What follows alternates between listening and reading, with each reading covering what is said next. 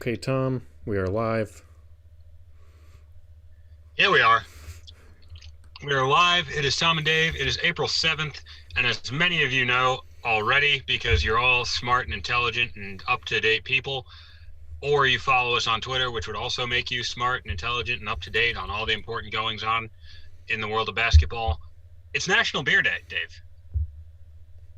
Yeah, this is pretty big. Arguably our most important episode, arguably the most important podcast basketball episode, period, regardless of program that has happened to date. Um, So we're gonna be, I would we're gonna be agree. doing some beer Although, talk. We're gonna be doing hashtag beers on the screen. I don't know about you, but I was unaware We about this don't have a holiday ton prepared in until the way. I was unaware of this holiday until about 24 hours ago. It may have been less for me because it was whenever like I might be on like 18 hours of knowledge that this exists. Yeah, I don't really know much about the But history behind it, but once we saw this, that it was coinciding with our live stream, we figured we had to celebrate. Um, so we might as well start with that. Tom, do you have a beer? buddy, I've got what many people would say is the pinnacle of the art form that is beer. I have a Bud Light that has been sitting in my kitchen for a couple of weeks. It has had plenty of time to get right to room temperature. Um, I'm sure it still has some of its bubbles, but we're gonna crack this bad boy open right here live on the internet, and y'all are gonna get what what will be our first, but probably not our last foray into the world of ASMR Mm.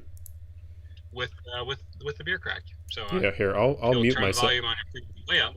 I'll mute myself and just so you can just hear the crack. All right, we ready? Getting it nice and close to the microphone.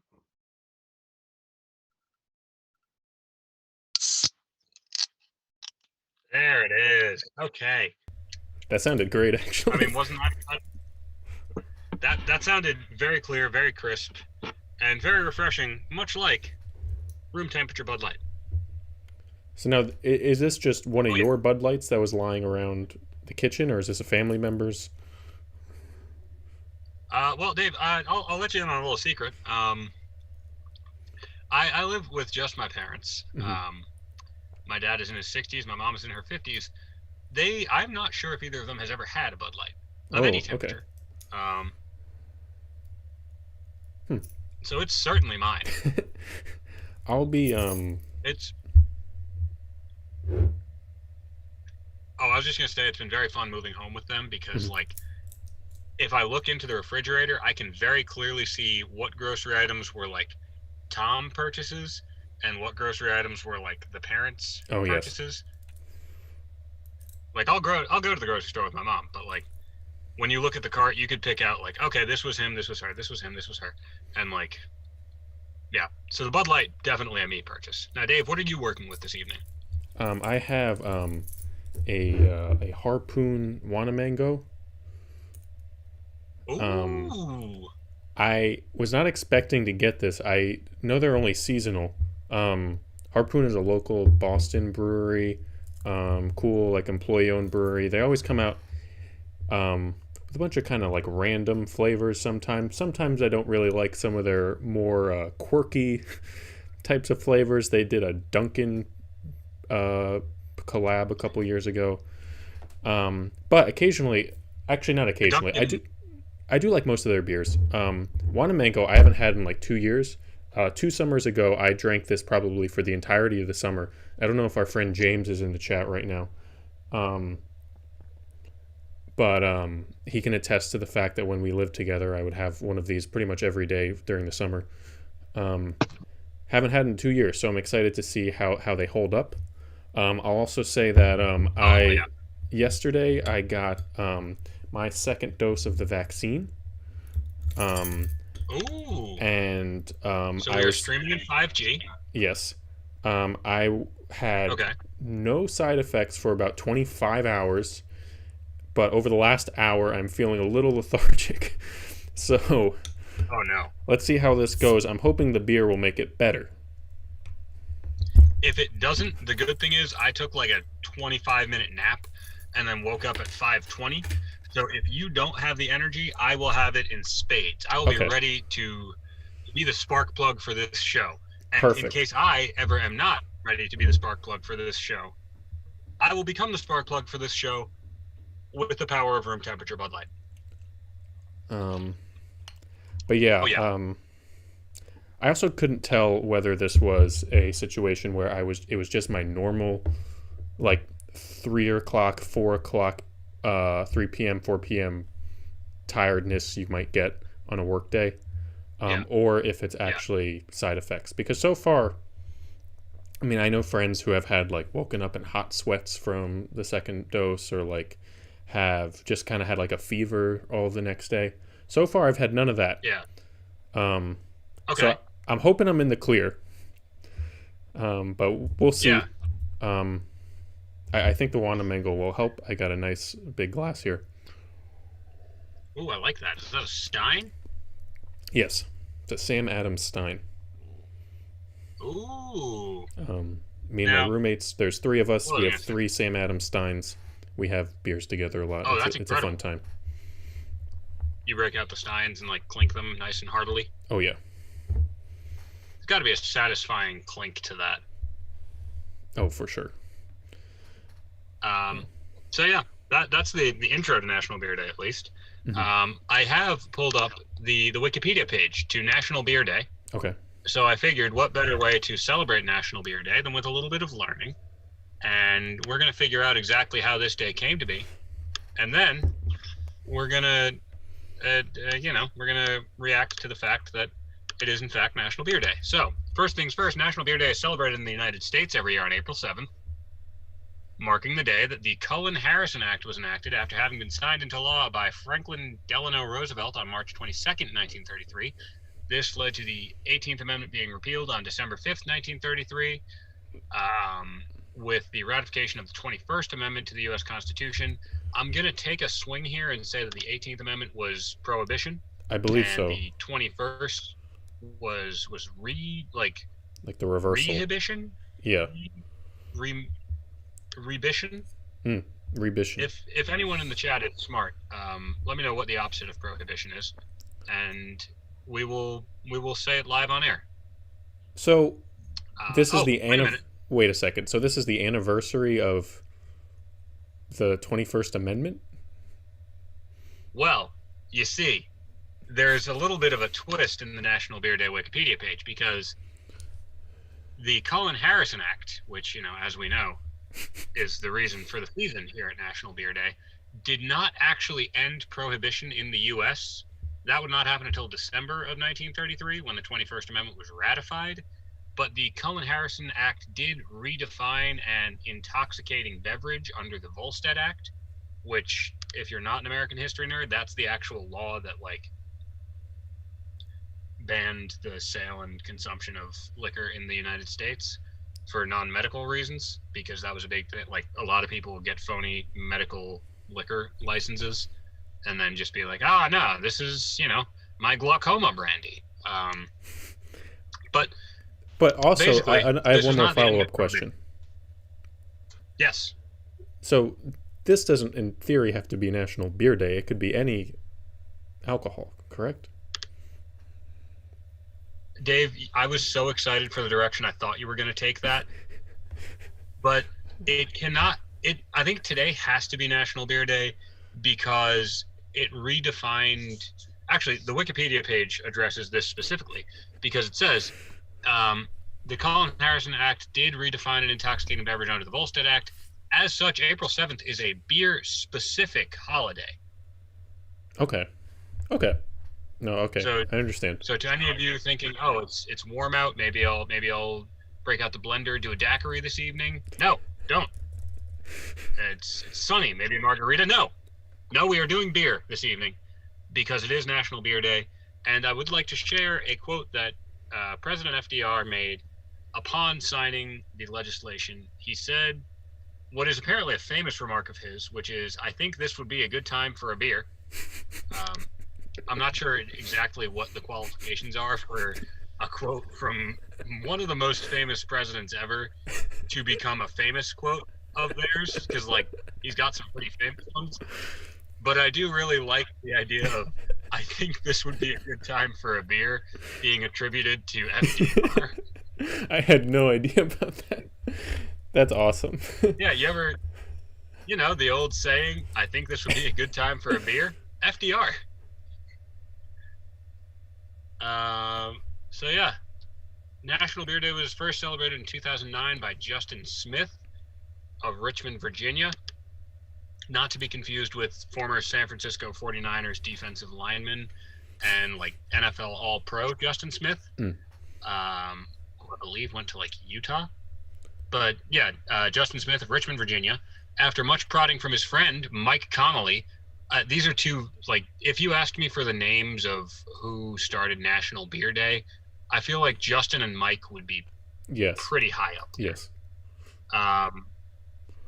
Smith started a Facebook page that was noticed by Colorado Beer Oh, that's capitalized. Colorado Beer Examiner is a real publication. No free ads, but go check them out. Wait. Okay. No, Colorado Beer Examiner a title? Please hold. Is this National Beer Day? Is this a position in the Colorado state government? That's what I'm trying to figure out. We are doing a live Google search on air. Colorado Beer Examiner. I'm finding a Northern Colorado Beer Examiner. Nothing to the effect of an official government record of the position, though. But I will tell you that this holiday was officially recognized by Virginia Governor Terry McAuliffe in 2017. Okay. And it was officially recognized in the congressional record by Congressman Dave Bratt in 2017, proving that beer and brats are truly an inseparable duo, up there with the greatest of all time. That was good. Thanks. I think earlier today I also said that we are usually an NBA show, but today we are an NB Day show in honor of National Beer Day. Mm-hmm. I felt like we should share that one, although as I'm saying it out loud now, it sounds a lot less clever and a lot less cool. If it sort of reads better than it does, comes across vocally. Yeah, it's, podcasting, a visual medium. Okay, cool. So this has only been officially in like the zeitgeist for like 4 years? Well, the zeitgeist for like 12. Okay. But okay, so like the government was more government officially. This wasn't showing up in the AP Planners Twitter feed until 4 years ago.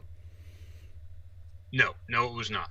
Okay. But, well, it might. This is the question, though. It might have been. National Beer Day. Okay, well, let's see. Okay, so what happened was in 2009, the Colorado Beer Examiner Eli Shayadovich, Eli Shayadovich, which I'm still not sure if that's a title or like a publication, but Eli Shayadovich noticed the Facebook page that Justin Smith started for National Beer Day, mm-hmm. and after promotion via various social media outlets, the app Untapped created a badge for National Beer Day that rewarded participants that checked a beer into the app on April 7th. National Beer Day has since been trending on social media every year on April 7th using the hashtag National Beer Day. So basically what we've learned from this is that tech companies have the authority to declare holidays. Another more proof that they are controlling more of our society and government in an undemocratic way. Are you on this Beer K News page about this? Where are you finding all this? Sorry? So I just found Beer K News? Yeah. They have they published a Why We Celebrate National Beer Day article this morning. I mean, that feels like a question that you've lost if you have to ask. Yes, and so I'm just going to read the first paragraph, the first little bit here. Now, before you say, isn't every day National Beer Day? To which we say exactly. Which? It is. Let's get to the roots of this most beautiful of holidays and learn a little bit more why April 7th is a special and unique day, truly worthy of being National Beer Day. It then does kind of go into what you were just saying. Um, apparently, okay, some new information here. Also, I don't know if anyone can tell, we did not prep much here for this episode today, so this is why we are reading articles that we are just finding. But allegedly, they were inspired by Iceland's National Beer Day. This is Justin Smith, Mike Connolly.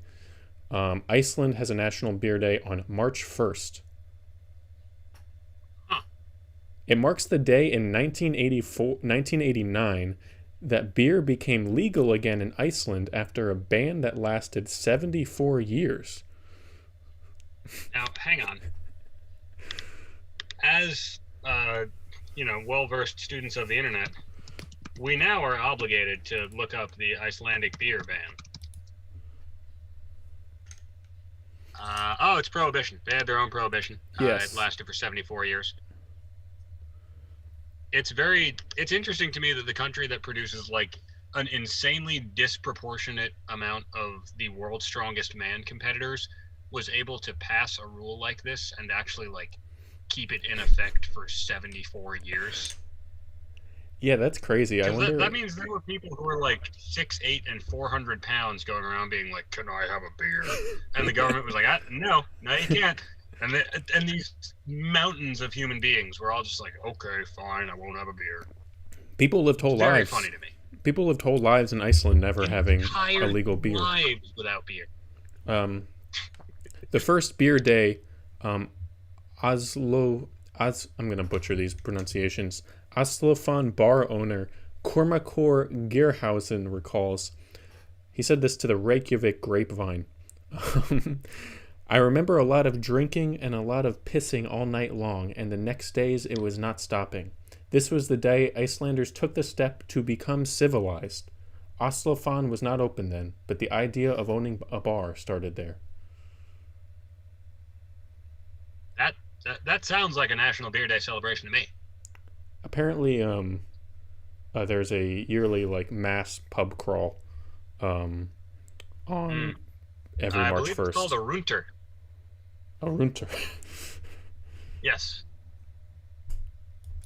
Well, now I need With a few bars staying up until 4 a.m. the next day. As two people that went to college in Boston, a city where bars close at, 9 or 10 o'clock, I feel like we're both envious of this. Yes, now I feel like a traveling bucket list item needs to be going to Iceland on National Beer Day. Forget about Oktoberfest. You need to be there for the Runter.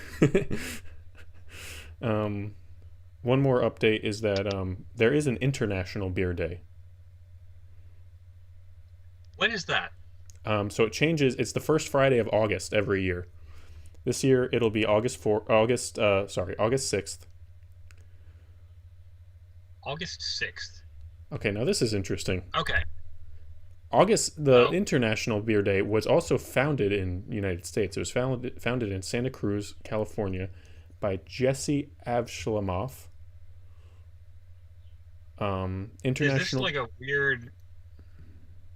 this like a weird way that the U.S. was trying to enforce the Monroe Doctrine? To be like, well, we have decided to practice National Beer Day, but as such, as the protectors of the Western Hemisphere, or whatever the weird, very colonial rhetoric was, we will bring National Beer Day to the rest of the Americas, which would be weird, but also very on brand for American politics in the 20th century. It kind of, I can't find anything great here, but it kind of seems like that. Hey, wow. Since its inception, International Beer Day has grown from a small localized event in the western U.S. into a worldwide celebration spanning 207 cities, 80 countries, and 6 continents. International Beer Day has 3 declared purposes. Do you want to guess what they are? Yes, I would love to. Okay. All right, coming right out of the gate, I'm gonna go pretty general with the first one. I'm gonna say celebrating beer.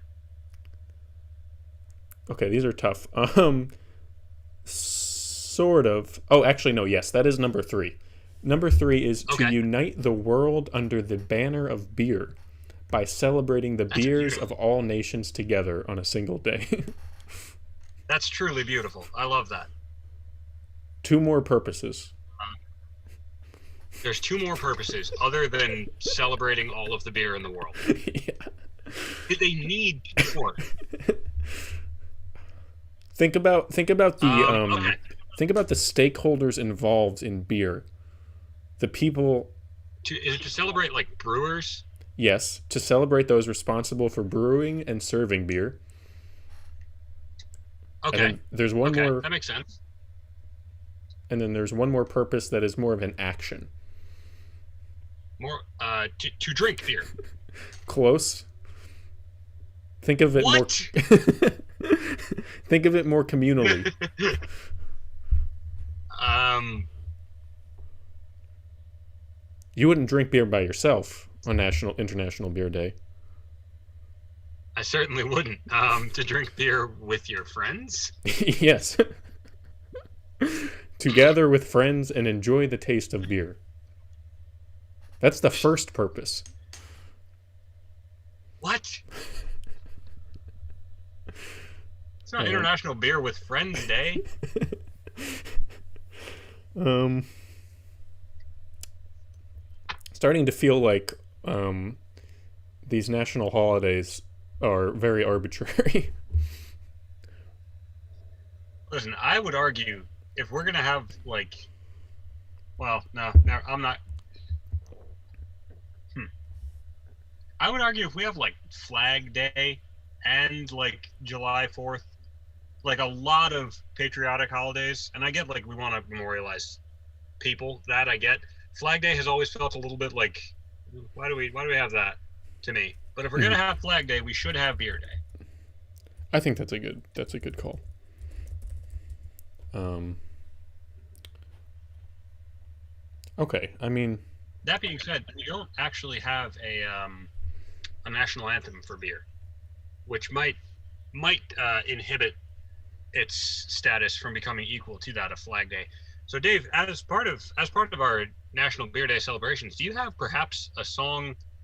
I'm putting you on the spot here for something that we have not discussed before the show.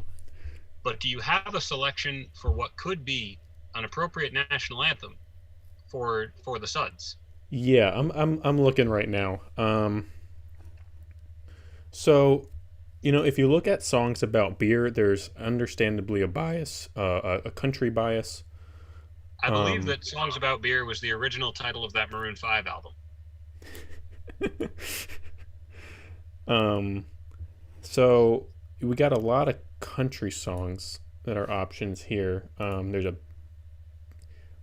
me see here. There's a Hank Williams song. Well, oh, sorry, this is Hank Williams Jr. actually, not Oh, not the Hank. guy who did the Monday Night Football theme, and also I think said some very not good stuff. Okay, let's not do him then. um, how about we look at the L.A. Weekly's top 10 songs about beer, and we can pick one from this. Okay. Um, Wow, it is a lot. It's a lot of country songs. yes. Okay. I'm gonna go over these quickly. I don't know all of these songs. Number 10, I don't know this song. It's by a group called Two Nice Girls. The song is called "I Spent My Last $10 on Birth Control and Beer." Okay. Um, I've never heard it.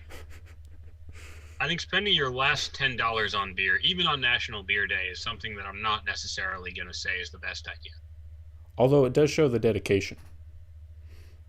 Yeah, oh, absolutely. I mean, if you want to talk about somebody that like deserves to celebrate National Beer Day, Two Nice Girls are easily Mm, that was the group name, right? yes. Two Nice Girls are definitely on the list.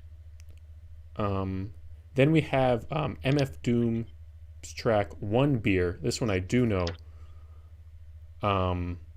This is off of his album Food. Um, I remember this track getting a lot of jokes about it on Twitter around the time that the two beers meme was going around.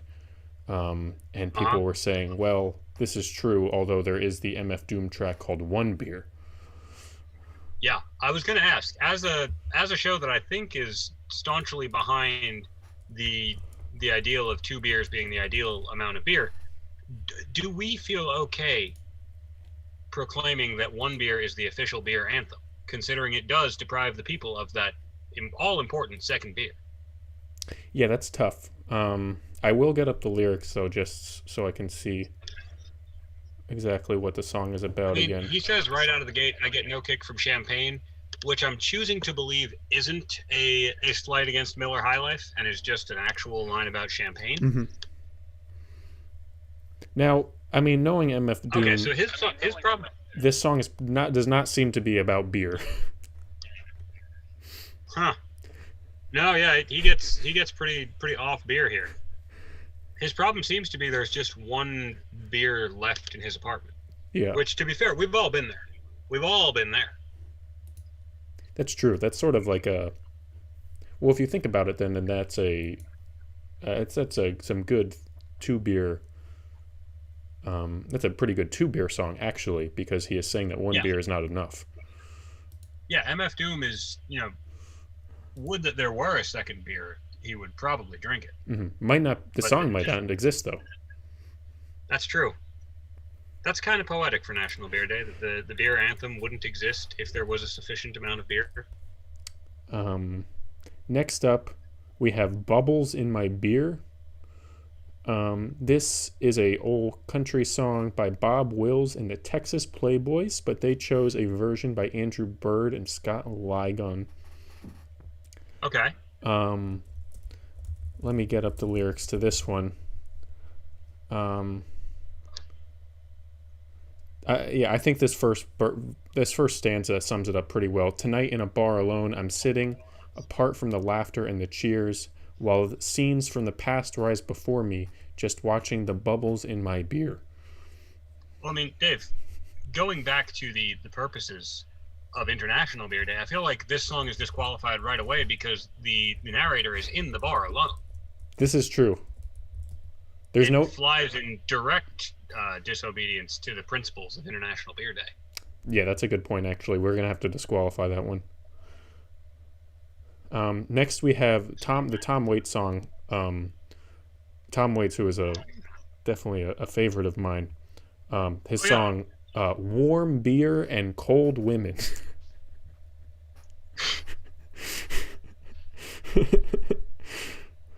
um, that's number seven. Like going off title alone, I was with you for the first half.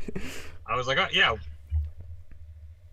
I'll, I I'll will read. say I'll a read the little peek first. behind the curtain for the people.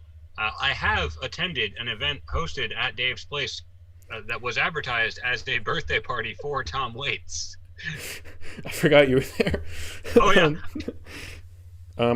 How was your time there? I had a great time. I think I believe there was a Tom Waits like television show of some sort. yes, He was going fishing. It looked like a fantastic time. yeah, and I think we just played code names for like 2 hours. We played a lot of code names. Yeah, That was a good time. it was fun.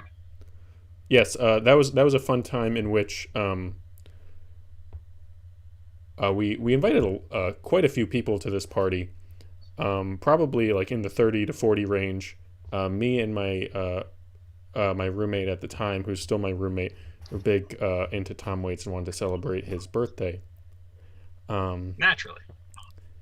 I think people didn't understand the description on Facebook. They didn't understand what the party was, whether it was a real event or not, because we definitely invited around 30 to 40 people, and around 8 or 9 showed up. One of them was Yep. Tom.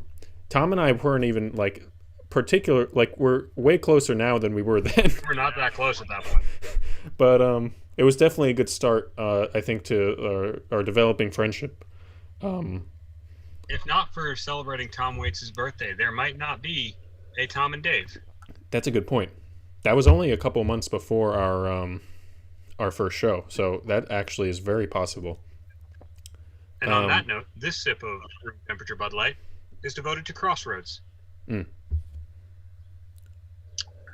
um, this song, the lyrics are kind of similar to the last song we said, where it's this is a lot of Tom Waits songs. It's him singing about being alone at a bar or a diner or something. Get Um, it out of here. You can't be alone on National Beer Day. okay, here's a tempting one. Number 6 is by the band Fear. This song is called More Beer. I was really hoping it would just be like Beers for Fears or something. Tom, I really want you to look up the lyrics to this song. I don't want to just be looking at them by myself. Okay, More Beer. There's something called a More Beer Pro, which I am going to look at, and then I'll look. Oh, no, they're just a beer supply. Okay. So Fear is a punk band from LA. More beer, all I want is more beer. More beer, all I want is more beer, more beer. When I get home from work and I'm dying of thirst, all I want is. How about this, Dave? Why don't we do a dramatic reading of the lyrics to More Beer? Because this feels like a song that we may have found the anthem for National Beer Day in. Yes. Okay. But how about this? Point to me when you need the words "more beer" said. Okay. Well, More beer, more beer, all more I beer, want is more beer, more beer, more beer, all I more want beer, is yeah. more beer, Um, more beer. Did I add an extra one there? you might have. I think the lag kind of hurts this. Yeah. Um, but you can get the gist here. Um, the song just kind of repeats this refrain of saying all I want is more beer. And then there's like kind of verses.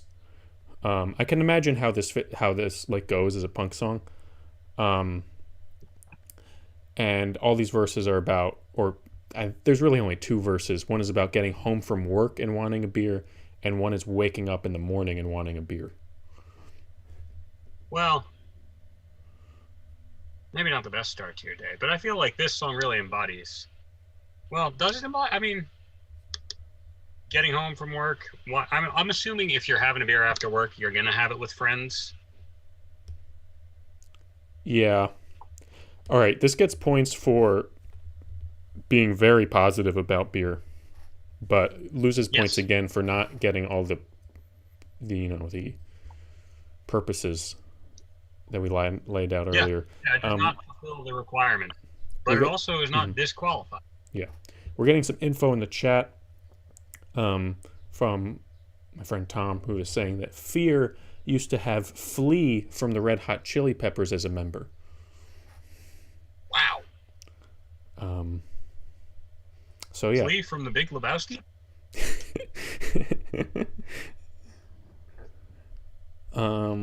Next up, number 5, Johnny. I don't know this one. Johnny Cash. I hardly ever sing beer drinking songs. Okay. Let's see what his tone is in the I Hardly Ever Sing.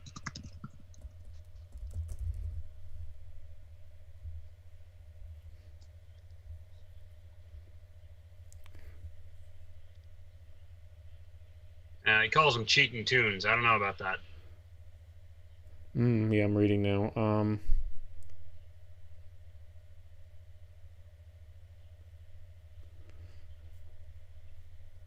Hmm. Okay, this. Yeah. No, I don't know if this is gonna work, but This is a sad song, Johnny. yes, this is a very. You can. I think anyone watching could tell Tom and I both getting quiet around the same time as we're reading these lyrics. From a usually very uplifting artist. Um, However, this is from the album, the Johnny Cash album, "Look at Them Beans" from 1975, which has a great song, the titular song "Look at Them Beans." Highly recommend it. It's a very funny song. The chorus is just him singing "Look at Them Beans." That's also a song that is I shouldn't say it's funny. It's actually another very sad song, because it's about it's like from the perspective of a child who's used to This live is on, sad as hell. yeah, who like Wow. is talking about his father's farm, the farm that he grew up on, and how like happy his father would be about the beans that have grown his after his father has since This isn't passed. funny at all. Hmm? This The isn't funny at all. the only funny part is the chorus when he says, "Hey, look at them be like if you hear the chorus without the context, Okay, it's yeah, I can very see that. funny." I can see that getting you. Yeah, too sad. Johnny Cash's song is too sad, I'd say. Um, then we have the Replacements' "Beer for Breakfast." Um, I'm listening. from their 1997 album "All for Nothing, Nothing for All." Um, I'll just read this first stanza here. All I want to do is drink beer for breakfast. All I want to eat is them barbecue chips. All I want is someone to just try and protect us. You can try, but never want to try and defect us. I don't know. The Fear song is looking better and better. The Fear song is looking better and better, but I think what we're learning from this exercise is that even some of the most gifted poets of several generations have had a very tough time encapsulating the joy that is found in beer. Yes, I think that is definitely the trend here, that we are seeing a lot of songs about beer that are very sad. Yes. I think Um, you could argue that that might be that the inability to really encapsulate that jovial beer that we seem to be so uh, so accustomed to, and so used to, so good friends of, might speak to why it is important to have a National Beer Day, mm, because otherwise there's not a lot of songs celebrating beer. that's a great point. Um, so next up, number 3, we have Nina Simone's version of "Gimme a Pigfoot and a Bottle of Beer." This one actually sounds like it's going to be a strong contender. I actually have not I been may be reading speaking way too soon. the descriptions from LA Weekly here. I'm going to start doing that for these last 3. Um, when it comes to beer Give me a, fueled when it comes to beer fueled laments, there are those who weep into their pints, and then there's Nina Simone. Reprising the 1933 Wesley Wilson penned classic by Bessie Smith, Miss Simone seizes the tune with a husky purr that looks the night's end square in the eye, and she don't care if the piano player's bringing her down. Check all your razors, check your guns. I'm gonna be arrested when the wagon comes. I want a pigfoot and a bottle of beer. Send me 'cause I don't care. Um, that took a turn. yes, we have another. Okay, we're definitely seeing a theme here of beer-related songs, or at least beer-related songs that LA Weekly chooses to rank here.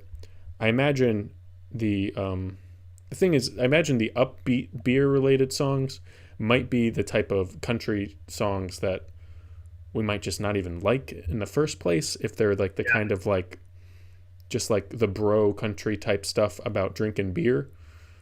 Um, so it's tough. You got to do a balance here of like what is actually getting the message across well, and what is actually still a palatable song to listen to. Um, and I don't mean it as a country slander. I like a lot of country music a lot, just like specific types of like that type of country music I don't really like. Um, Um, Dave, I'm going to mute myself for a second because I think I may have a tune that does the job. I just need to confirm it. okay. Um, so yeah, while we wait for Tom here, um, this Yeah, I'm not sure about the Nina Simone song here. I'm sure it's a lovely song, um, but it is definitely not really fulfilling the purposes of International Beer Day that we've lined out earlier on. Um, Very curious what song Tom is thinking about here. We have two more songs left in the LA Weekly list. I think that's all we'll be looking at, and then whatever Tom brings back. I don't want to go on too many lists of beer songs because I don't know how far we'll really get with that. I think there is a trend of beer songs being quite sad. Tom, you unmuted yourself. Are you? Do you have it? Yeah, it's from a Michelob Ultra Super Bowl commercial from a couple years ago, and it's just a minute-long song of people singing "I like beer," uh, Okay. which I might be the best choice for the International Beer Day anthem that we have found so far. Yeah. I imagine that something like that, maybe something a little simpler as well, would probably catch on the best. Um, Yeah, so we have two more songs on this list. Um, we have "Who Spilt My Beer" by the Addicts. oh no, who did? Let's see. Um, a cannonball off of their 1981 debut "Songs of Praise." "Who Spilt My Beer" is the call and response soundtrack to your most raucous and memorable nights out on the pub. So Okay. a sample lyric here is, "I'm asking you to tell the truth. Who spilt my beer? Come on in. Let's go buy me a beer." Wow, this I can get behind. Um, the Addicts are. I'm not sure who they are, to be honest. They also look like they're a punk band. Um, Okay. okay, this is looking good. First stanza here: "Walked in the pub, ordered a pint, put it on the table. Oh oh oh, put it on the table. Sat alone for an hour." Oh wait, sat alone. Mm. Get it out of here. Sat alone for an hour or more, so I talked to Mabel.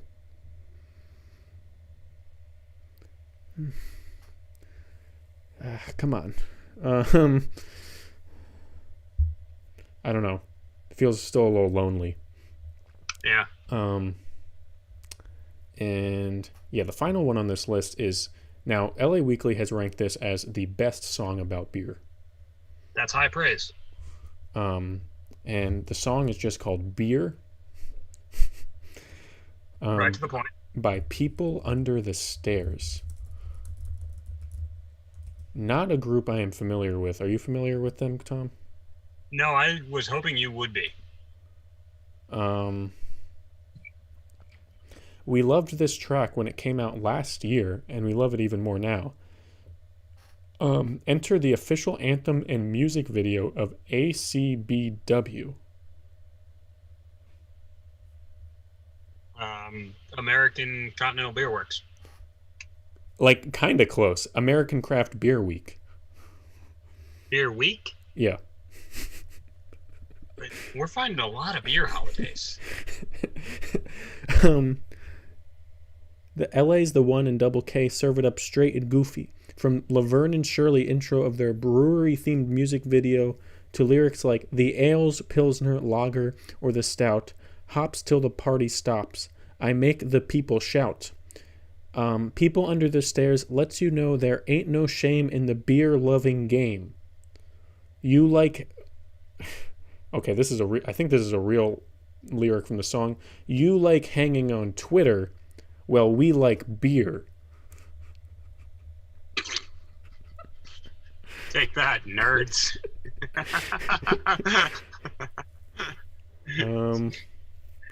I have a tough time giving it to them with that lyric. People Under the Stairs. I have a tough time giving it to them with that lyric just because it implies that you cannot hang on Twitter while also enjoying beer, which I think you and I both disprove. Yes, I think we both do that quite often. Um, People Under the Stairs is an American hip hop duo from LA who are active from Okay. 1997 to 2019. Um, Wow. the group employed a DIY work ethic of sampling, MCing, DJing, and producing all of their output. Despite the difficulties achieving mainstream or chart success, the group rejected the label of underground hip hop. They achieved prominence and acclaim, along with praise from their fellow musicians. Well, I've not heard of them, but I'll believe it. Yeah, Um, sure. in October 2011, Mac Miller released a mixtape entitled I Love Life, Thank You, which included an homage to the group on the song People Under the Stairs. Okay, Oh, I did not know that. so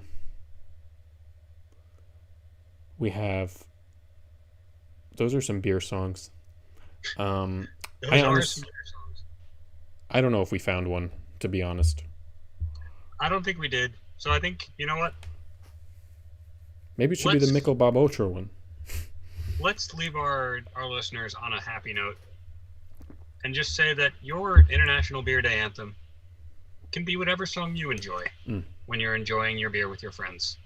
Not too many friends right now because we are in a pandemic, but when it is safe to enjoy a beer with your friends again, pick a song. Make that your International Beer Day anthem. Because And there isn't an official codified one, so you can't get in trouble for it. that's true. Unless, like us, you're putting content on the internet, and, if you wind up playing the song, then you might get in some trouble. But we're not doing that, and, hopefully you won't either. Do you think?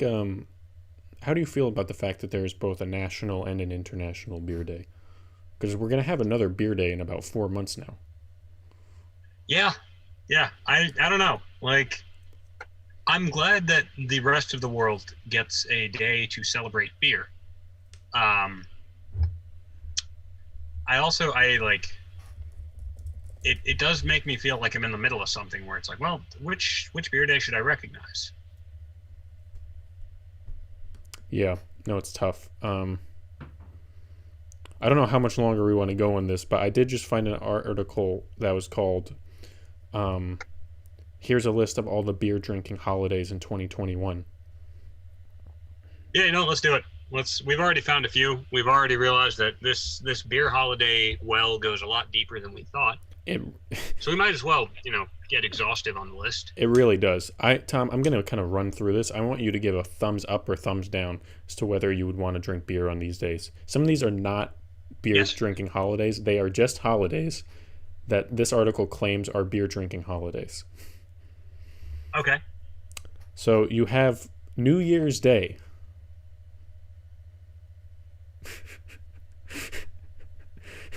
No. New Year's Day is not a day where New Year's Day is probably where you're, in many cases, recovering from drinking beer. Yes, that's what I was Um, thinking. Everybody mix water on New Year's Eve, and then maybe you will be in shape to enjoy a beer on New Year's Day. Um, then we have January 24th, which is Beer Can Appreciation Day. Absolutely, yes, Yeah, that sounds good. Um, yeah. January 25th And then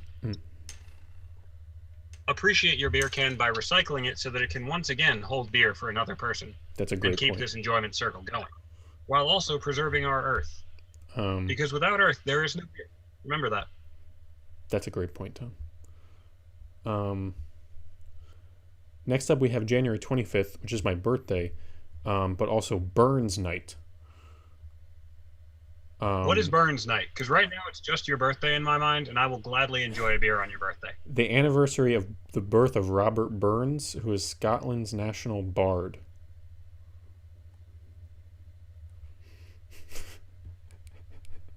I'm keeping the thumb up, but I do not know who Robert Burns is. Me neither. Okay, this article, this is from justbeerapp.com. I really think they're making a reach here. Groundhog Day. Sure. Listen, I'll say this. Either, and I'm switching thumbs because my arm got tired. Either, on Groundhog Day, as we know, one of two things happen. Either the weird groundhog that we have decided has domain over our seasons will see his shadow, which I believe means 6 more weeks of winter, Hmm. or he will not see his shadow, which means that spring is right around the corner. Either Right. way, you have reason to drink beer on that day, because if it means 6 more weeks of winter, then you can enjoy a nice, a nice dark, full-bodied. I think that's the term that gets used with beer. A nice dark beer, maybe a heavier wintry mix, wintry brew, um, in celebration of the fact that it's still winter. Hmm. Or if spring's right around the corner, maybe you break out something lighter. Maybe pop a shandy, pop a light beer, and then just enjoy the fact that those sunny days where you can have one of these out on a beach maybe, or at a barbecue right around the corner. So either way, Groundhog Day is a thumbs up for me. Okay, that's a great explanation. Um, Next, I feel like this is an easy thumbs up. Super Bowl Sunday. Yeah, easy. I don't think we even need to explain it.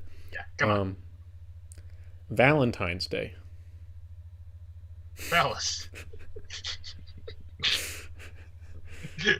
um, I'm gonna say yes. I think you can enjoy it. Um, I don't know. It kind I of think you depends can what you're enjoy beer doing. on Valentine's Day. What? Yeah, I think you can enjoy beer on Valentine's Day. If you really enjoy, Maybe make it like a romantic beer with that special someone in your life. yeah, Um, if you're with someone and you and your partner really enjoy beer together, sounds great. You can also have it on by yeah, yourself if you're not with someone. yes. But remember, as one of the tenets of National Beer Day is enjoying beer with Mm, friends, I would argue whomever it is that you're in a relationship with counts as a friend. that's true. So really, you would be fulfilling one of the central commandments of National Beer Day by enjoying a beer with that special someone in your life. This is a great point. February 24th, World Bartender Day. Yeah, I'd say Celebrate those people. yeah. Celebrate those people by being very nice to them and tipping them well, because they deserve that. Hmm. Like, come on, they put up with way too much crap. Yeah, I agree. That's an easy yes. Then St. Patty's Day. I think that's a pretty easy Yes, one. but don't be an asshole about it. Yes. As a Um, blanket statement, don't be an asshole about enjoying your beer. But I felt the need to say that specifically about St. Patty's Day, because that seems to be the day where everyone decides to be an asshole about mhm. it. Be Especially, better, Tom mhm. and Dave listeners. Although you're especially all in pretty fantastic already. especially in Boston. Um, Yes. okay, this one I'm not familiar with. I will read the description. March 23rd is Orval Day. Orval? Orval? Orval. Orval.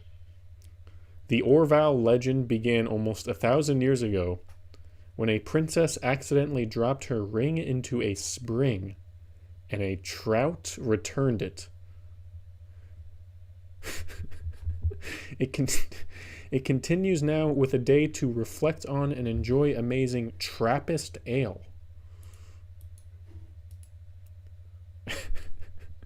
That's March 23rd. I mean, I don't understand the tradition, but yeah, sure. I know the Trappist monks are actually like pretty intense about beer. Yeah. Um, Um, that one feels like kind of a Hallmark holiday, though.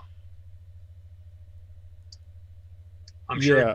there's an outside chance that we get a bunch of people in our like Twitter mentions now saying like, "Oh no, you have no idea how much the Orville like legend means to me or my family." And if that is the case, I apologize, but I've never heard of it before. And this trout story seems a little bit spurious. Yeah, I'm trying to find a little bit more information about this, but it is honestly kind of difficult. The link that the website sends you to learn more about Orville Day is just like a brewery's website. Um, Come on, but yeah, is it like a Trappist brewery? yeah, I think so. Um, yeah, Orville Trappist Ale, established in 1070. Okay, Oh, sure. that's where I'd heard that from. It's very old beer. Yes. Um, Well, enjoy one on Orville Day. I okay. didn't this year, but next year. Next we have March 27th. Um, Now I'll read it, but then I will don't say anything until I read the first sentence here. March 27th, Michael Jackson Day. No, not that Michael Jackson. Michael Jackson was actually a famous beer critic who wrote many books about beer and whiskey.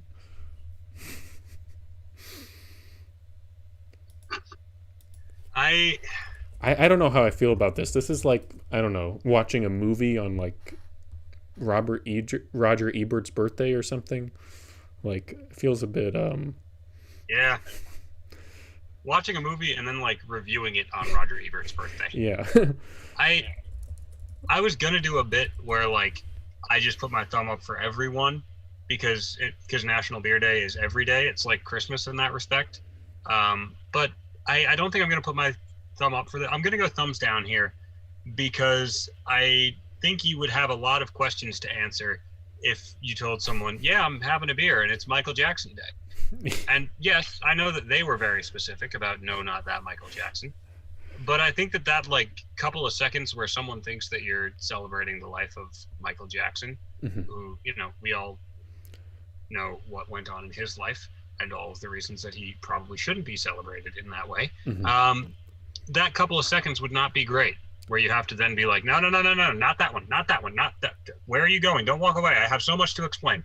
That would be bad.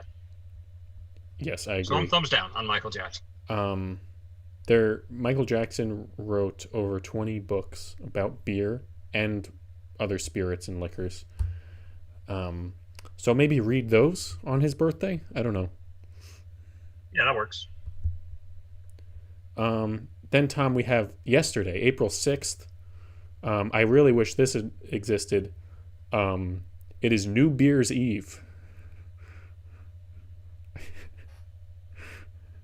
You better believe I'm gonna be enjoying that in the future. Um, But I it's I didn't this year, but I'll go thumbs up.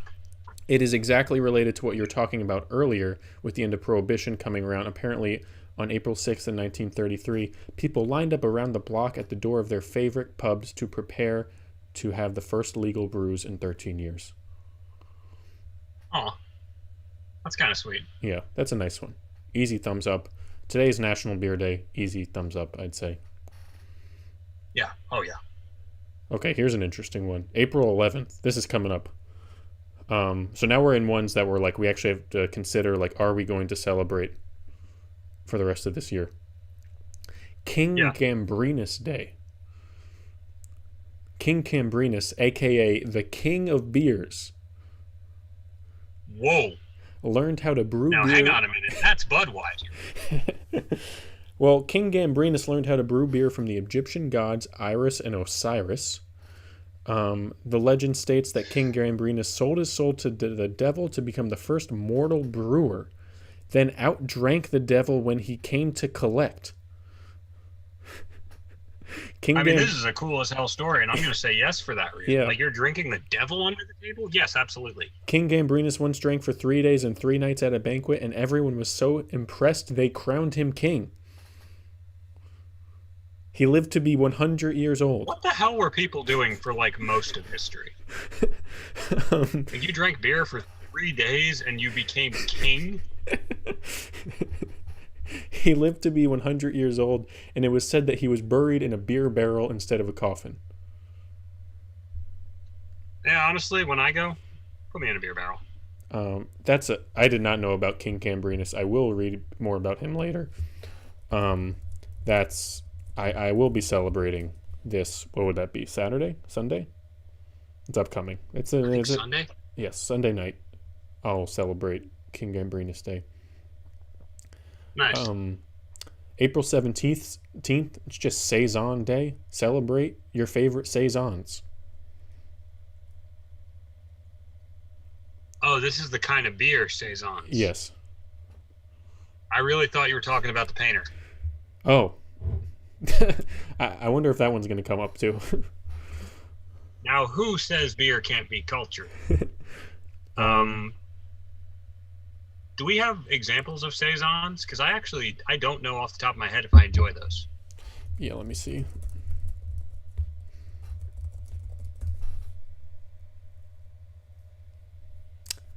Um, yeah, let me get up 6 of the best American-made saisons.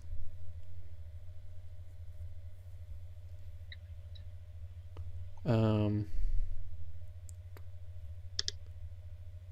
I know none of these beers. I don't know if you know Brasserie DuPont Brewery, Boulevard Brewing Tank, Transmitter Brewing S9 Noble Saison.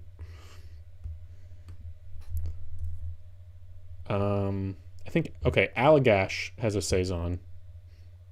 Okay, Yeah, I never don't. heard of that one. Um,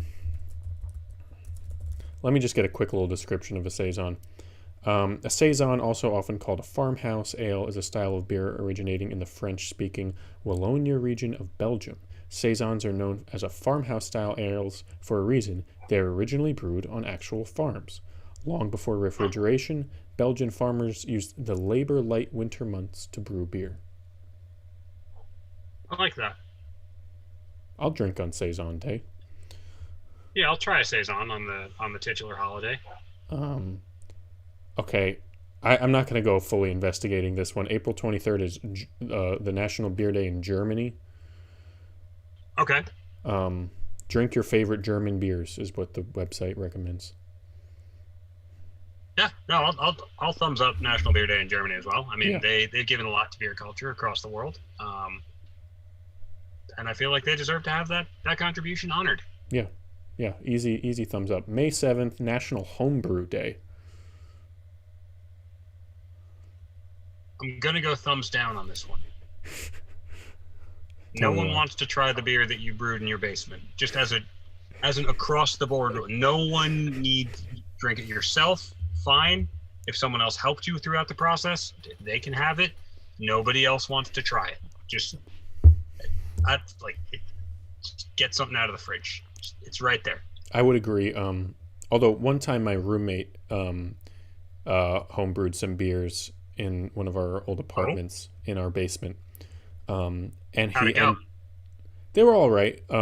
They it was definitely an acquired taste.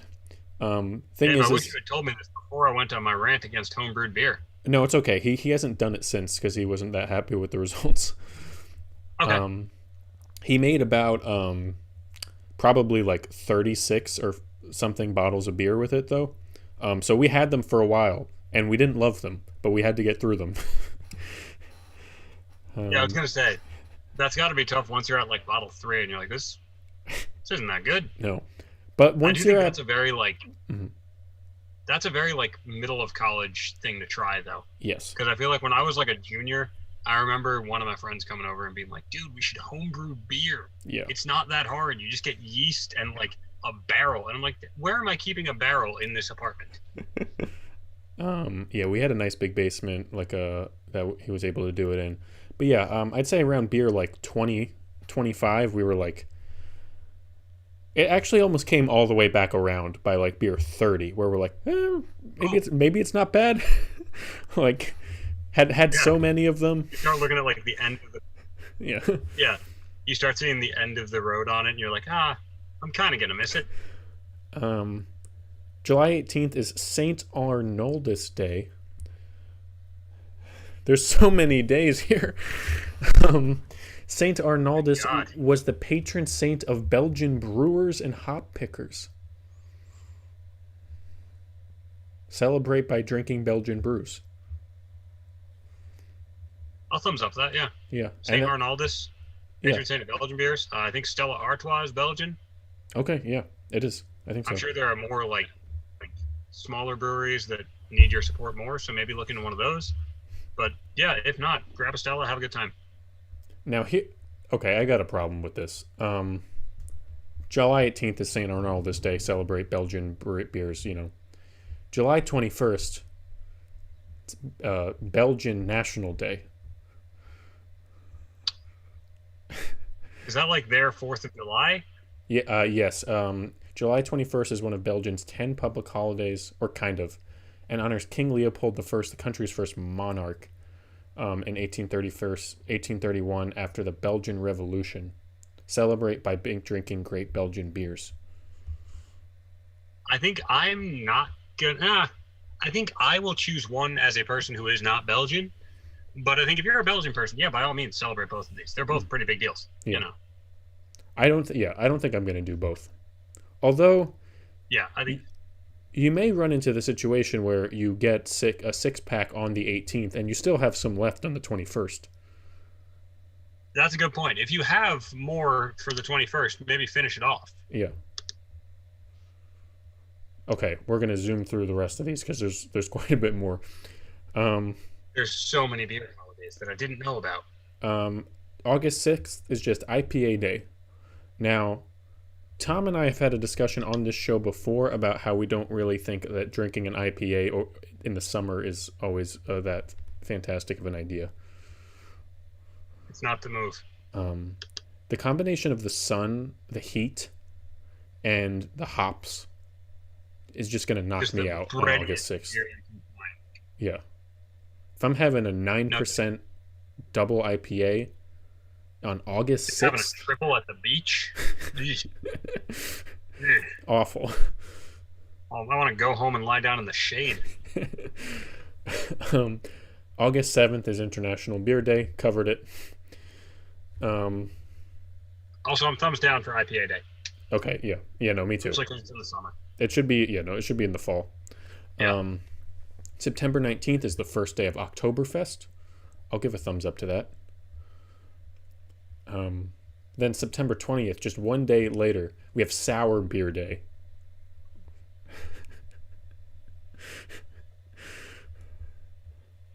I don't like sour beers. Yeah, I started having recently some Sour Monkeys for the first time.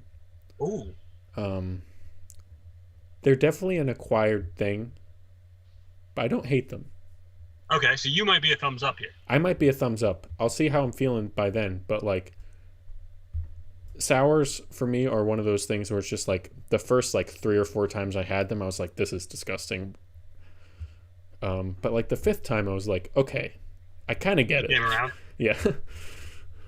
um, September 27th is Crush a Can Day. That may promote an unhealthy ideology that gets associated with beer a lot. Yeah, that's I a feel good point. Crushing your empties often winds up getting like included in the super fratty kind of beer culture there, which Yeah. ultimately like promotes a lot of beer drinking and different, maybe not the best ideals within masculinity. So I'm actually going to be a thumbs down for Crush a Can Day. Yeah, no, me too. It's all the same reasons.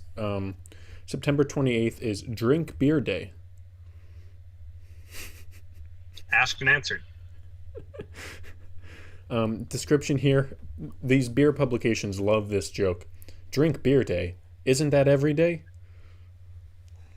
Hey, It's about the third time I think I've seen that joke on these websites today. send tweet. October 4th is the last day of Oktoberfest. I mean, you got it then, yeah. Yeah. If you did the first day, you got to do the last day. Yeah, consistency. It's key. October 9th, I really don't believe this is a real thing. Beer and Pizza Day. Look, I don't believe it's real, but I will make it real happily. This one I want a quick fact check. All right, sure. It's International Beer and Pizza Day.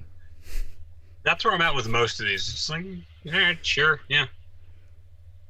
All right. Come on. October 14th, Home Brewing Legalization Day. Pick one. Pick one of the homebrew days. October 14th is the anniversary of the day that home brewing was legalized in the United States by President Jimmy Carter in 1978. Was it not legal until 1978? I suppose not. October 27th, National American Beer Day. I'll have one.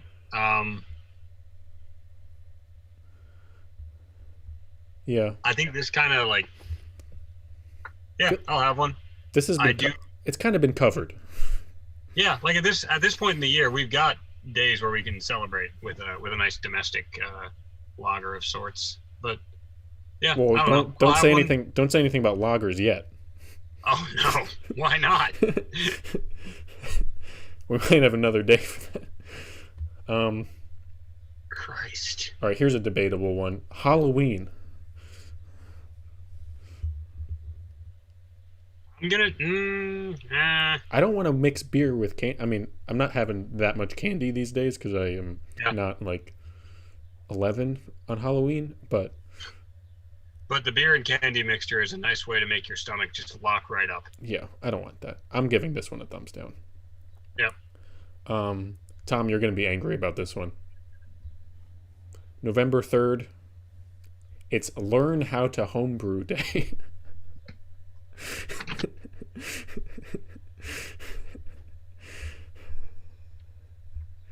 It says, if you've been thinking of getting into homebrewing, today is your day. The other days, I understand there was a national day to celebrate homebrewers and then a day that, celebrated the legalization. I don't know why this is not one of those days. It feels like Learn How to Homebrew Day could very easily be the day in which homebrewing was legalized, but they have made their own day, and it was established, Tom, by the American Homebrewers Association.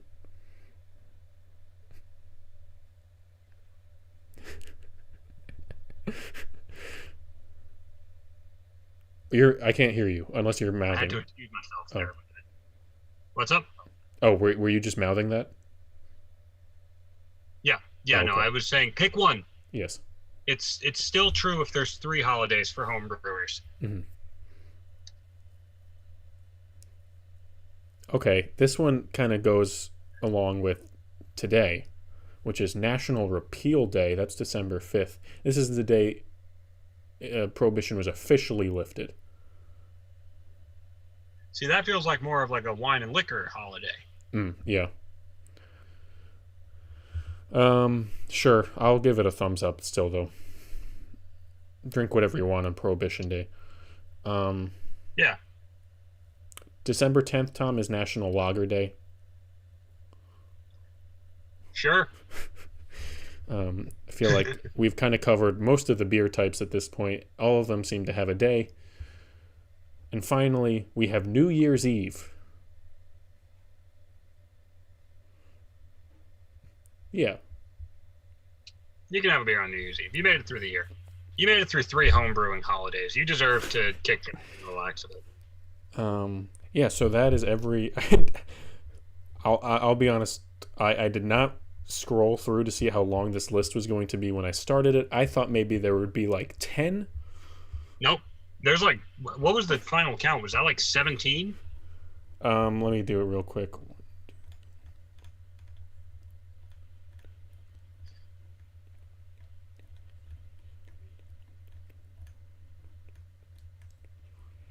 6, 27, 28, 29, 30, 31, 32, 33, 34, 35. 35. I think I don't want to blaspheme here, but that seems like too many. Yeah. I think we accurately axed off like 10 of them though. Yeah. We kept the heavy hitters. And you can consolidate a lot. You just make one home brewing day. One Belgian beer day maybe. I don't think there needs to be 2. Unless you are yourself Belgian or of Belgian descent. Yeah. Pick one. I would scratch off all of the holidays here except for just because they're going to be like days without the beer thing. They're not beer days. Except for St. Patty's Day maybe. And I'd say the one I am most excited for the rest of this year is probably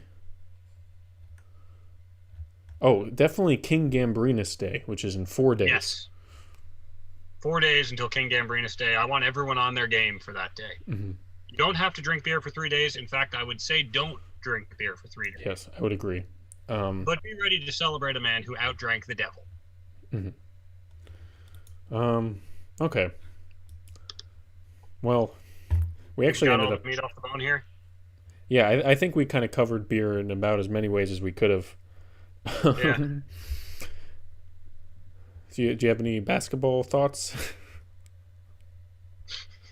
Um, all right, we are a basketball show. Let's see what games are on tonight. Yeah, why don't we do the thing we did last week where we kind of run through the games? Um, Here, you can. We got Wizards Magic. That one's probably going to be tough to get into. Um, We got on that game we have. Yeah, let's try to think of like one thing to advertise for each game tonight. Um, okay, I'm just getting up the games here. why don't you start for Wizards Magic? Okay. The Magic are playing. Well, you'll see the league's leading scorer in Bradley Beal if he's Is he playing tonight. healthy? He might not be playing actually. Okay. If he's playing, watch. Yeah, that'll be good. Um, you have this word gets thrown around a lot. Oh no, he's playing. This word gets thrown a lot on teams like the Magic, and it is generally used on teams that are bad. But I will say it: this new Magic team, since trading their three best players, are like slightly frisky. One way They of saying bad. they compete. They over the last week, they only lost to the Nuggets by 10. They beat New Orleans. They beat the Clippers, and they only lost to the Lakers by 3.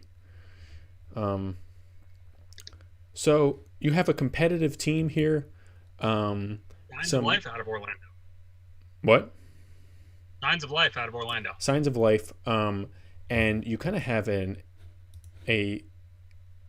the Magic were in this weird limbo area that we talked about a lot this season of being like not bad enough to tank, but not good enough to get to like the 5th or 6th seed. Yep. So in this very, very awkward limbo. But now they kind of have bottomed out and are, ready to be bad.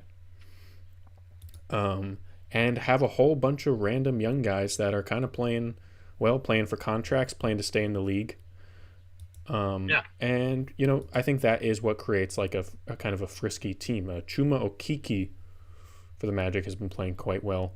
And we're seeing some signs of life from Wendell Carter and RJ Hampton as well, who are seeming to be thriving in their new roles on teams where they are two of the best players.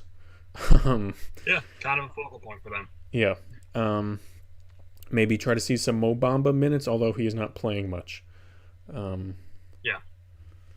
Yeah, that's really all I can muster about. I'll jump in and do T-Wolves Pacers if you want. Oh, go for it. I don't know if anybody saw Anthony Edwards last night talk about playing in front of fans, but Anthony Edwards is a delight in every way, it seems. And also on the basketball court actually does some very exciting stuff. So yeah, I would tune in, watch one of the more exciting rookies of the season. Probably going to be rookie of the year now that LaMelo's hurt. Mm-hmm.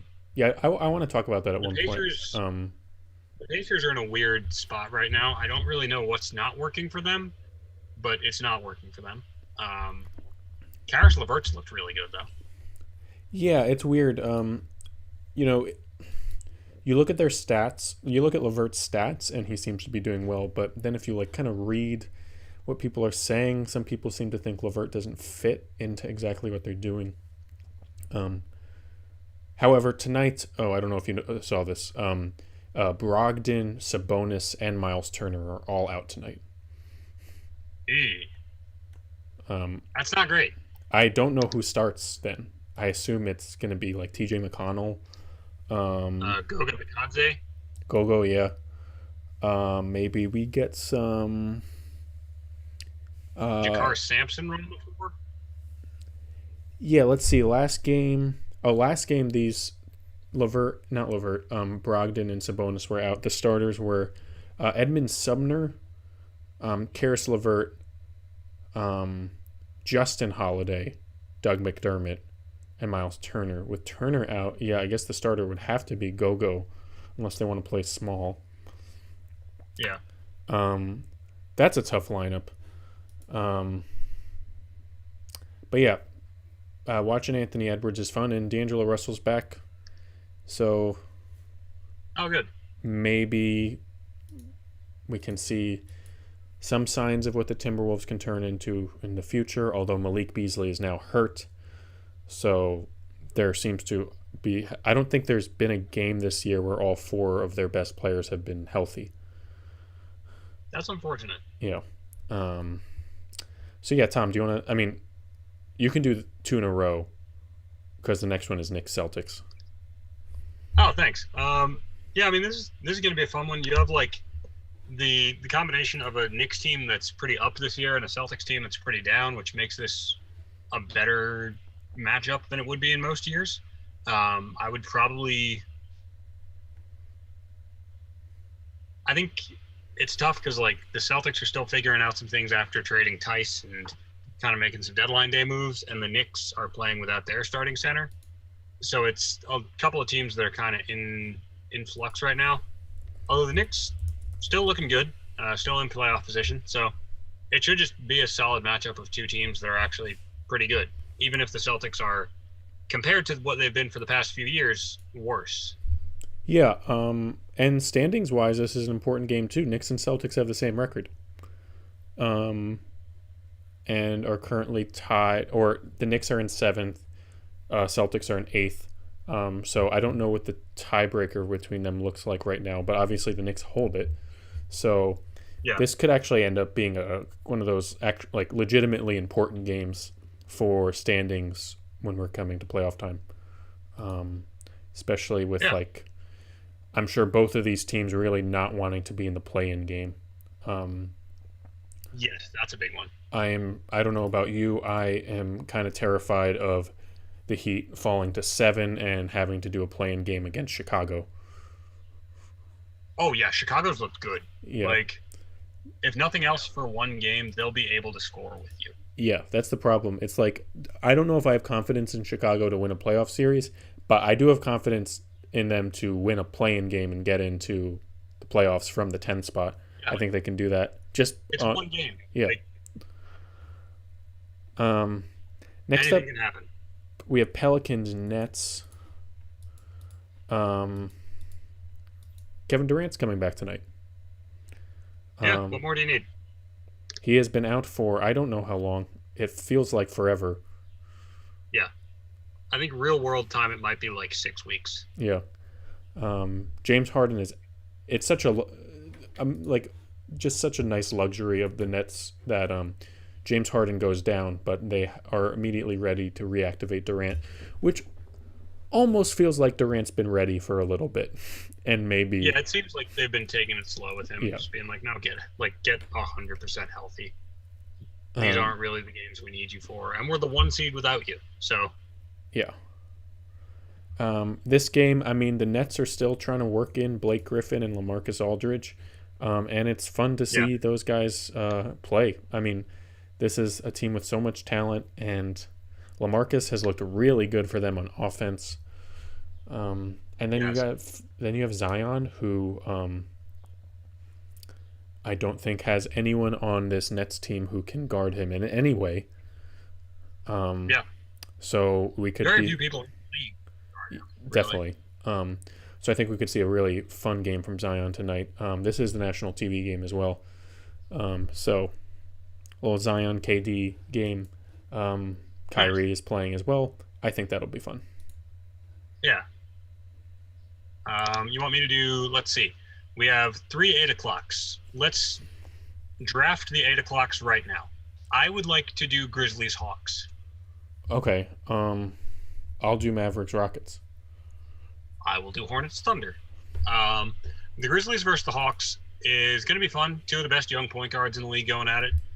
2 teams that are like surprisingly contentious this year.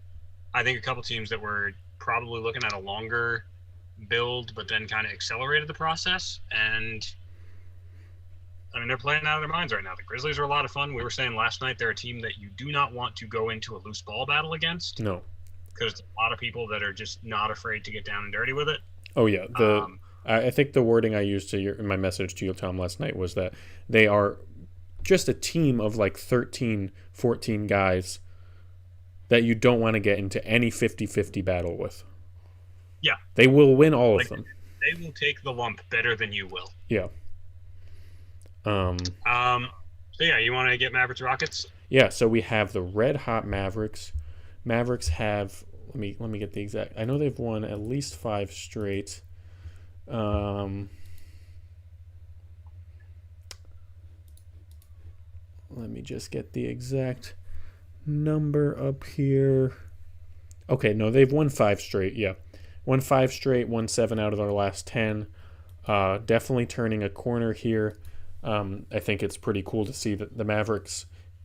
At one point this season, I believe they were 7-13, and are now in 28-21. Have really turned around their season from a rough start that was like really plagued by some COVID stuff. And then you Yeah. have the Rockets, who are a team of, I don't know. They've lost their last 5. The Rockets are a team of guys who most of them weren't on the team like 2 months ago. Yeah. They're Um, very influx.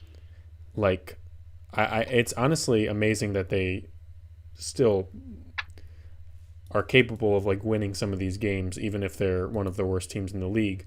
Because like, Oh yeah. you go down this list. Let's say, let me get up. I want you to guess, Tom, um, what the Rockets' starting lineup was on their last game against Phoenix.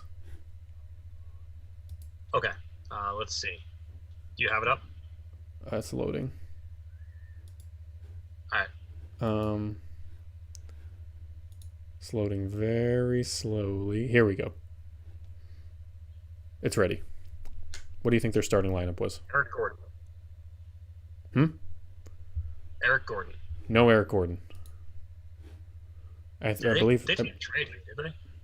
I believe he's hurt. Okay. Um, let's see here. Kelly Olynyk, Avery Bradley. Yes. Both? Both of them. Sweet. Let's see. Daniel House. No. He's also hurt. Okay, let's see. Christian Wood. Christian Wood. Yep. Nice. Okay. We got that one. Okay, let's see. We've got 2 bigs and an Avery. We need a point guard and we need a wing. I'll say you need a 2 and a wing. Avery is technically their point guard. Okay, we need a 2 and we need a wing, and I don't know either of them off the top of my head. Uh, A rookie? One's a rookie. is it Jayshawn Tate? Yes. Okay, good. And One is very new to the team. DJ Augustine? No. Although he is playing 23 minutes for them. Sterling Brown? No, coming off the bench though. Okay. Who do I miss? He just got there like about a month ago. He left his last team in a kind of a mysterious way that was. Oh, yeah, it's KPJ. Yes. Okay, yeah. So yeah, just to quickly go through that, Kelly Olynyk was not on the team to start the season. Jayshawn Tate was. Christian Wood was. Avery Bradley wasn't. KPJ wasn't. And mind you, Jayshawn Tate was a rookie who had just joined the team, and Christian Wood was a free agent who had just joined the team. Right. Jayshawn Tate also an undrafted rookie. Then off the bench, you have DJ Wilson, who joined the team a couple weeks ago in the PJ Tucker trade. Sterling Brown, who has been there since the beginning of the season. Mm-hmm. Gonna be honest, I don't know who this is. Someone by the name of Kenyon Martin Jr. I mean, it's Kenyon Martin's son. They drafted him this year.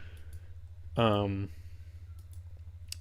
DJ Augustine, who was not on the team until a couple weeks ago. They're in flux, like we said. Yeah. So yeah, watch to see all the fun stuff that Luka and the Mavs are doing. It is exactly how you predicted, Tom, of this Mavs starting lineup that has both Nico Melli and Maxi Kleber. It is exactly the Spider-Man meme. I don't know how they have both of them playing together out there. It's very funny. two players that just do the same stuff. And look very similar. And that's not even just saying they're two tall white players. They do just kind of look like similar guys. No, yeah, they like look and move similarly. Um, okay, do you want to do Hornets Thunder? Yeah, I mean the Hornets. Obviously, LaMelo's hurt, but you've still got a team that's a lot of fun. Miles Bridges is going to dunk just about anything through the rim, so that's fun. Gordon Hayward's been playing at a near all-star level, although, I mean, I don't know how many of us are really getting hyped up to see Gordon Hayward. But Gordon Hayward is hurt. Gordon Hayward is irrelevant in this game, as I always knew. But the Thunder are also, I forget who wrote about it today, but the Thunder are in that fun spot that a lot of rebuilding teams get into where it's like, oh, well, they've got young players with some promise playing a ton of minutes, so you might see something special, you know? You might see Poku catch fire from three. You might see Shai Gilgeous-Alexander locking somebody up on defense. Like, there's stuff to be excited for the Thunder, even if they're not that good right now. Yeah, I think I don't want to keep playing this game, but I am curious if you can guess the starting lineup of the Thunder. Their last game. I'm willing to try. In which SGA and Lou Dort were injured. I definitely can't guess this starting lineup. And Darius Baisley was also injured. There's no way. I'm just going to say the Poku is starting. Yes. Yes. All right, that's a win enough. Who else is starting? So we have, at the 1, we have Teo Maledon. Teo, okay. Then we have Svi Mihalik. Kenny Hustle, Kenrick Williams. And then Alexei Pokusevski and Moses Brown. The reason they extended Moses Brown. Yes. Pokusevski had a really nice game the other day. He had 19 points in 32 minutes on okay efficiency. I mean, his efficiency is not going to really be his thing. I think just getting the minutes out there is going to be pretty good for Pokusevski. Yeah, I think getting a full slate of starter minutes and not setting the house not winding up on fire is good. Yeah. Then we have we have the two late games are probably the games of the night, if we're being honest. Yes. I did not know that this 10 o'clock game was what it was. The 9 o'clock game is Spurs and Nuggets. I can do a quick thing of that. Yeah, you've watched more Spurs than I have. Spurs are very fun young team for the first time in seemingly 20 years. They have all these fun wings that are super long and play really good defense and are super athletic. And then you have DeMar DeRozan kind of manning the offense and being like the sort of veteran presence in there. I really like watching the Spurs. They play really good defense. And you just got a bunch of guys who are playing well. DeRozan, Poeltl, Keldon Johnson, DeJounte Murray, Lonnie Walker. Just a lot of guys who are playing well, and you probably don't realize they're playing well because no one really watches the Spurs and they don't have national TV games. Yeah. They're just a team of guys. Then you have the Nuggets. I mean, the Nuggets have won every game since they acquired Aaron Gordon. If you're on NBA Twitter, I'm sure you have seen, just about every score, every basket that Aaron Gordon has had since he joined the Nuggets has been turned into a GIF or something, or has been shared as a highlight. I shared something with Tom earlier that I believe in Orlando he was his field goal attempts or field goals made. Sorry, I think it was around 44% of them were assisted in Orlando, and so what far are they at now, Dave? It's at like 75 or something like that. Good God. Tom, can you share your metaphor about Jokic and the Nuggets?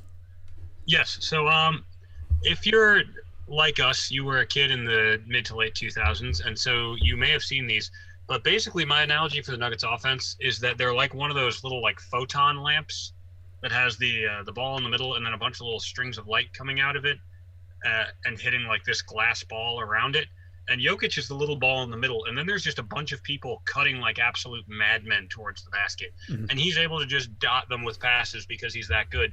It's very fun to watch. It's so much fun. You're watching a team that's really figured out, I think, what they want to play like, and you're seeing the results. There was a highlight last night of a cut to the basket that Aaron Gordon had where he was kind of in some traffic and he passed it back to Jokic, and then Gordon got out of the traffic and Jokic passed it back to Gordon, but then he was kind of under the basket and then he passed it back to Jokic, who got a little tip in. It was like 4 passes back and forth to each other in about, a 5 or 6 second span. It's just really good basketball. And then Tom, the 10 o'clock game, do you want to say it? It feels like an important game. The 10 o'clock game not only will probably be the best game of the night, but yeah, it's probably the most important. You have the Jazz versus the Suns. So right now there are 2.5 games separating the Jazz from the number 2 seed Phoenix Suns. I think like the Suns they still have enough time where they could potentially mount some sort of challenge for that 1 seed if the Jazz ever decide to start losing games, which they still haven't done a lot of. They're still streaking, still winning a lot. Like, it's a lot of the regression that I think we thought we were seeing for a little bit has kind of tapered off. They've won 5 of 6. Oh, they've won quite a few. Okay, hang on. Let me do some math here. From March 19th on, we've got 1, 2, 3, 4, 5, 6, 7, 8, 9. They've won 9 of 10. So the Jazz are still very hot. But this feels like a good test for them because this is very much one of those teams that's like, yeah, we'll get up for the games that we have to. And like, this feels like a game where you have to. Like, you could pick up a game in a pretty tight number 1 seed race. But also, I don't know how much we're going to keep doing this where it's like, oh, this stretch of the schedule is going to be the tough one for the Jazz. Because like their last 3 games, or last game was against the Mavericks, and then they've got the Suns tonight, and tomorrow night they have the Trailblazers. So like theoretically, that's a little bit of like a playoff gauntlet that they would be running. And I don't know how many of these they're going to have to go through before it's just like, no, they're actually good. Yep. And to be fair, I'm still on the record. I still think they're getting bounced by an LA team in round 2, but they're really good right now. Yeah. No, I agree. I'm not 100% sold yet on the playoff chances there. But then you have the Suns, who have also won 9 of their last 10. And I believe I saw some stat today. I wish I had it up. I think since the beginning of February, the Suns have the best record in the league. Oh, wow. Because that was kind of right after that really long, that like 13 or 14 Jazz winning streak. And I think the Jazz are like have the second or third best record in the league since then. Yeah, the Jazz haven't slumped since that point. But the Suns are on fire. And yeah, this it's funny. These are the two teams in the league with the 2 best records. But I don't think anyone seeing this matchup tonight is like, oh, this is a conference finals preview. No, like I feel like they're somehow 2 teams that like still have a ton to prove, but also are in really good standing.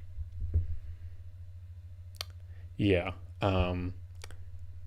Tom, if you were, this is just putting you on the spot here, and we'll probably learn a lot in the game tonight, but let's say this was a conference finals situation. Who do you like here? It's really tough. I want to say Utah because they've been there a little bit more. Like because obviously Phoenix has Chris Paul, who's like definitely been there before, but Utah, I feel like from like a 1 to 8, like lineup wise, has players that have just got more playoff experience. Obviously they lost that playoff series against the Nuggets last year, which wasn't a great look. Felt like they didn't really have as many moves once the Nuggets figured out a counter to that Donovan Mitchell and Rudy Gobert pick and roll. But at the same time, I feel like the rap on a lot of the Suns players is like, yeah, he's built for the playoffs. Yeah. Like with Devin Booker's game, with the amount of ISO skill he has and the amount that he excels when the game gets very half-courty, like he's probably going to take to the playoffs just fine. Yeah. So I'd say it's probably Utah, like by a slim margin. Because at the same time, like, I don't know. It's very tough to predict. It's really tough to predict. I think, defensively, it's hard to not pick Utah.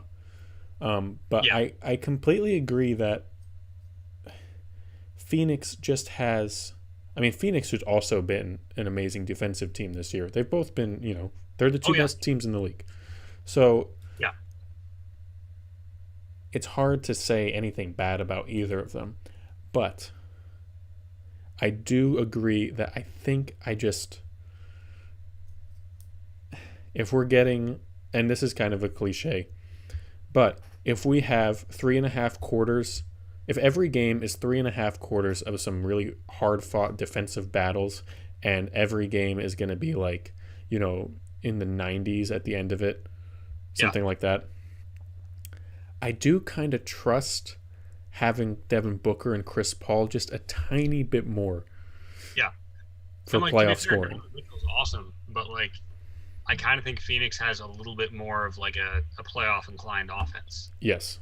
just because of those two. Like if they do like what Toronto did to Boston last year with Kemba, where it's like, all right, yeah, we're just gonna go box and one, and we're gonna make someone that isn't Donovan Mitchell handle the ball and beat us. Who's stepping up for Utah? Like, are you Mhm. putting Clarkson out there with your starters and sacrificing some of that defense? It's tough Clarkson, because who like a very common thing that's quietly been is moving off a bit. mhm. A common thing that's been said about Clarkson this year that I definitely agree with is like, and maybe it's unfair to make this comparison, but it's the Lou Williams comparison where he helps you so Yeah, much in the regular season. He can get you 20 points off the yeah, bench literally any night. yeah. Like But he's perfect for that. Like, well, we're on the second night of a back-to-back, and some of the starters might be dragging a little bit. Jordan Clarkson comes in, gives you some pop, but last 5 minutes of the playoff game, you're in trouble. yeah, you want him out there on. Do you want him out there on defense and have, Devin Booker call for a switch to target Jordan Clarkson? Yeah, and like obviously the boogeyman here is that one of these teams will probably have to go through the Lakers if they want to get to the finals. Yes. And we've seen LeBron James target way too many guards that can't really defend in the playoffs. Yeah. So I could kind of see Utah winding up like the Raptors team from like 3 or 4 years ago, where it was like, oh yeah, they're lighting it up in the regular season. Like they've got this fantastic bench. They've got a bunch of different players who can play in these minutes, and then you get to the playoffs and that bullet kind of comes out of your gun. Yeah. Yeah. But it should be a good matchup tonight. No, it should because, and the thing is, you can kind of reverse the argument I just made still by saying like, well, Clarkson is one of the best and most efficient ISO players in the league this year. Oh yeah, So that type of scoring will be super valuable in the playoffs. yeah. So yeah, I don't know. I think we'll learn a lot tonight. I think I will definitely be watching this game. I think Yeah, I hope same. it's a good game. Let me double check to make sure no one's injured because that would be a bummer. Mitchell has also just been lighting it up over the last Oh, he's been month. great. Um, no one. Okay, I mean there are some guys injured, but it's just end of the bench guys. Okay. Um, so yeah, I'm really excited for this game. Same. So many different battles here. You have the Conley Chris Paul veteran point guards. You Elite have vet clash. Mitchell and Booker who seem to just will perpetually be compared to each other for whatever reason. Just because they're Yeah, like it's stupid, but they will. yeah. This will be a fun test for DeAndre Ayton. Yeah. And then both teams have like 5 awesome role players. So Oh yeah. it should be good. Tune into that one. Give it a watch. Like you're gonna have a great time with it. So yeah. I don't know. Do you have anything else? No. Want to thank everybody for coming to the National Beer Day special. Sorry, spectacular. David, always I want to thank you. Do you have anything else to say to the people? No, I hope everyone is able to enjoy a beer with all this great slate of basketball games tonight. Yes. I Until will. next time. Take care, everybody. I also just want to update and say that I actually am feeling a lot better after the Wanamango. So maybe Oh, nice. Maybe it was a good idea. Okay. Maybe beer is the answer in that case. With that, thank you everyone for watching. Bye bye.